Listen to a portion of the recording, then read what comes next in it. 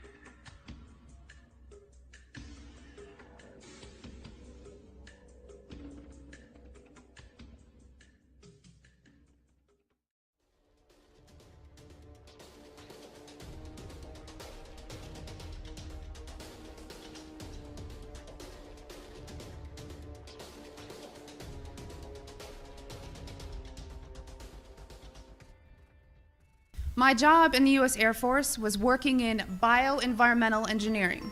What bioenvironmental engineering is in the Air Force is equivalent to that of the OSHA and the EPA.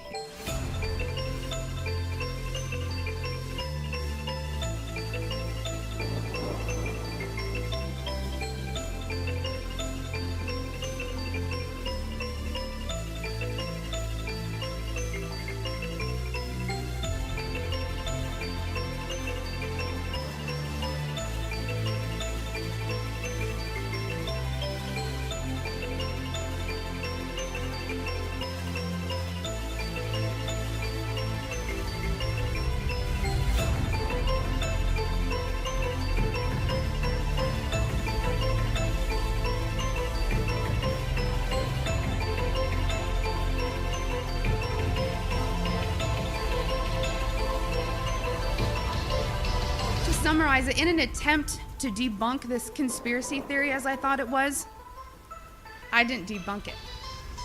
It literally changed my life. Like I said, this is hard for me because it's not easy standing here and telling my story. Can you go into the details of exactly what you saw? Yeah, basically to summarize it, part of my job was to know everything that was going on in the military and what type of impact that might have on human health, and then the environmental aspects and impacts. What chemicals are we using? How are we disposing of it? Kind of cradle to grave. So we were the internal compliance people for following OSHA and EPA standards. One part of that process was to approve chemicals, hazardous materials. You know, what are you using? Why do you need it? Where's it being used? And tracking that disposal. After it being brought to my attention about chemtrails or geoengineering, I used to think it was crazy. It actually was disrespectful to my line of work because here we are trying to prevent environmental aspects and impacts and not have anybody get sick from our operations. But in an attempt to debunk, it changed my life. I started noticing things. I started noticing large quantities on the system where I would approve chemicals that did not have a manufacturer name, wasn't tied to a building, and that was normal protocol. When I started asking questions, I slowly became demonized. A couple years passed after that when I asked again and people realized I was kind of being more vocal about it on social media. I was starting to be thrown into a mental institution and have my daughter taken away. That changed my life. I no longer view the military the same way, and I feel like after 9 years of trying to uphold an oath, I'm able to do that now.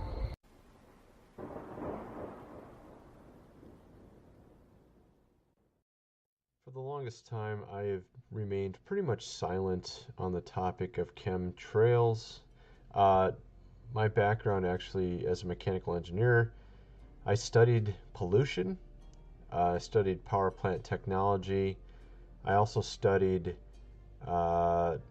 jet technology somewhat and how a jet engine works, and a lot of other things similar to this. And I was looking at all the comments on this video here. This video has some pretty interesting footage, as you can imagine. As you can see. Now, people in the comments section are debating whether or not this is chemtrails or contrails and calling each other names and things of that nature. Which is sort of what this topic has devolved into. But what I wanted to show you in this footage is something I noticed. I mean, if you want to believe it's just contrails, you're just going to tell yourself it is. And if you want to believe it's chemtrails, you're going to just tell yourself it is. But I think, you know, for most people, they're like, well, it's obviously not contrails, right? I think more often than not, I think most people, if you just took a standard poll, they'd probably lean towards there's something being sprayed here. Now, what I wanted to point out is where this trail is coming off. You can tell it's not coming directly from the back of the engine. You can see it's coming from the side of the engine. It's very obvious. And this would indicate that it's clearly not contrails, but something being sprayed, because if you look at where the device is being installed on these jets is located, it would be right about where this is shooting out. So and then of course, if you just go look at standard contrail footage, it's entirely obvious this is not contrails. There's something really weird going on here. Of course, they're just saying this is some sort of exceptional situation of contrails. No matter how you slice it, even if you're completely a total disbeliever in chemtrails, if you're looking at this scientifically, something is awry. It's not, this is not normal. Okay. Now, some of the pictures on Wikipedia here are not contrails, although they try to just, you know, cover up the whole chemtrail thing, even here in Wikipedia. As you can see here, you have off the propeller itself a vortex condensation. And here's a really interesting old photo, which you can see clearly. Most often with contrails, it dissipates pretty quickly and fades as you're going. And this actually makes sense if you think about it scientifically. I mean, if you have a clear sky, there's a reason why it's a clear sky. Because clouds can't easily form in that clear sky. And, you know, of course, there's various situations in different types of clouds, in different ways clouds are made, whether it's, you know, with the hot air rising and then the water condensing in the water, in the air, and it comes out to eventually become clouds. Now, of course, you also have different types of clouds where you have air blowing on a mountainside, and then it shoots the air up, and then it makes another type of cloud. So you have all these different kinds of clouds. And actually, when I was in college, I studied pollution and how pollution lifts from a city. You know, sometimes you have a city that has like sort of a dome of pollution over it at certain times of the day, and then at other times of the day it dissipates. And I actually was doing calculations trying to figure out what time of day they would dissipate and all that kind of stuff. So, but I mean, if you look at this, it's pretty obvious with contrails. It doesn't look anything like that footage. I mean, it doesn't, not even remotely.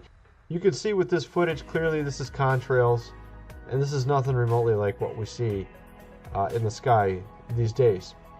And I, of course, showed video footage earlier of, you know, comparing contrails to chemtrails. A very huge difference. And of course, with this Wikipedia, you go down and then you have people saying, "Oh, look, contrails spread out by upper winds," and of course covers the whole sky. I mean, it's interesting. They've spread sort of a mixture here, you know, contrails and chemtrails, right? That's kind of what you have with it, and then that makes it easier to cover up the whole topic. It makes it easier to cover up the whole topic, right? And I find this also to be the case with other topics as well. It's been a while. It's been a year or two since I've done videos on rainbows and how they're created.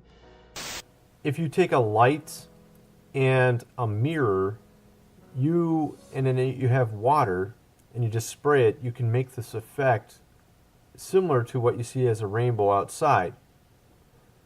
But you need a mirror. The reason why you need a mirror is because you need two polarizers. Outside, you don't need a mirror. You just run the lawn hose, you know, and spray a little bit of water up, sort of like a sprinkler, and you see a rainbow. But in a house, if you have a mist of spray and you shine a light on it from a flashlight, you don't get the same effect unless you do it through a mirror. First, reflecting the light from the flashlight. Now, of course, it sounds like I'm getting completely off track, but I'm not. Let me explain. So what that means is we have some sort of polarizer that we're unaware of above us. That polarizer could be one of a number of things. It could be an ice sheet. It could be a glass sheet, a glass dome. It could be a mirror. It could be whatever above us that we're not aware of. Science does a good job of hiding the truth sometimes. Sometimes they leave out one piece so that they can easily or more apologetically explain away things. And I think that's what's really going on with this whole topic of chemtrails and contrails. I think they apologetically explain away what you see in the sky because they don't want you to necessarily know what's really going on. And they want to leave it into the conspiracy realm because as long as it's in the conspiracy realm, most of the public will not, you know, adhere or listen to it. They'll just think you're a tinfoil hat freak. You know, that's basically what they'll think. And of course, the powers that be like that.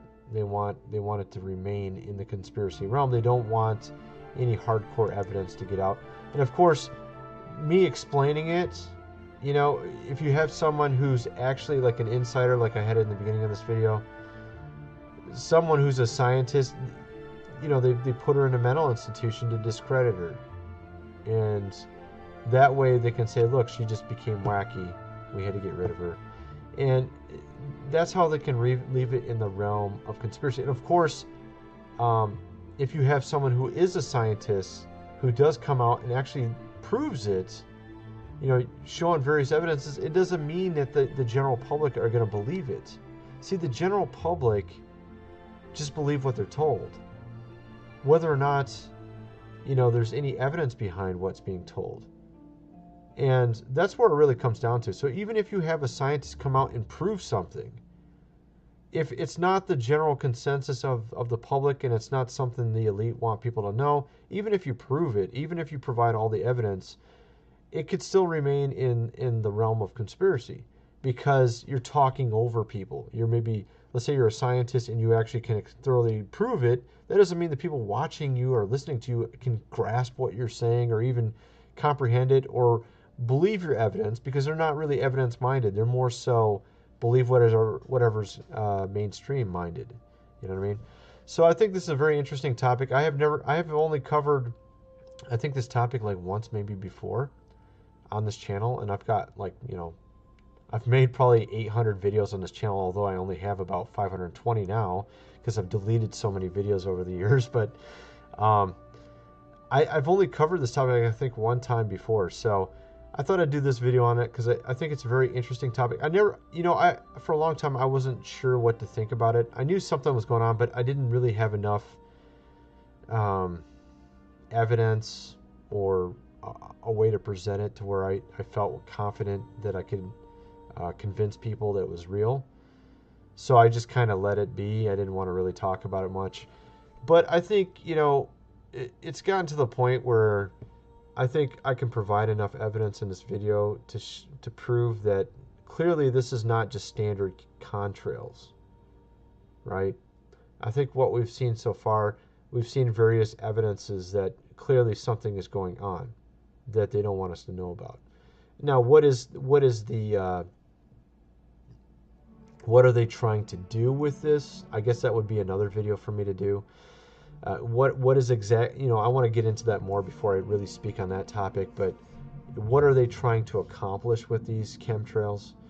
Obviously, we have lots of different theories out there, and people have spoken about this a lot. There's a lot of good videos out there already, but I want to really investigate it and spend some time on it before I really just jump into it. You know what I mean? Do some really good research on it first before I do that. But at any rate, I just thought I would present what I've found so far, and I hope you like it, and thanks for watching.